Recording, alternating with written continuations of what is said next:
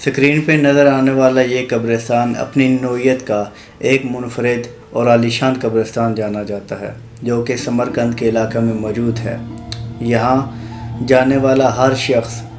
انوار و تجلیات کی بارش کو محسوس کر سکتا ہے، اور اس کی ایک خاص وجہ یہ ہے جو میں بیان کرنے جا رہا ہوں۔ جہاں سمرقند کی پرانی عمارات اپنی مثال آپ ہے، وہیں یہ عالیشان قبرستان، جسے محدثین کا قبرستان کہا جاتا ہے، اس قبرستان میں دفن ہونے کے لیے 2 شرائط ہیں۔ اول یہ کہ مرحوم مرنے والا شخص زمانے کا مانا ہوا محدث اور مفسر ہونا چاہیے، اور دوسرا اس کا نام نسبت مصطفیٰ صلی اللہ علیہ وآلہ وسلم کی نسبت سے محمد ہونا چاہیے۔ اور اس قبرستان کی انتظامیہ ان شرائط پر عمل درآمد کرانے کی اس قدر سختی سے کاربند ہے کہ درس نظامی کی نصاب میں شامل فقہ حنفی کی مشہور و معروف معتبر کتاب الہدایہ کے بانی مصنف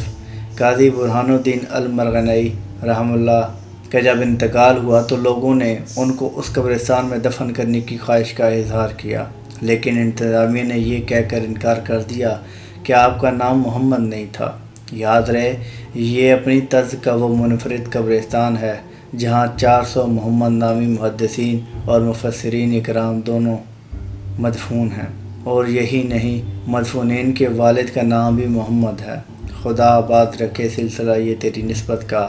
ورنہ بھری دنیا میں پہچانے کہاں جاتے، اور نصیر اچھا ہوا در مل گیا ان کا، ورنہ کہاں گرتے کہاں تھمتے، خدا جانے کہاں جاتے۔ سلام پہنچ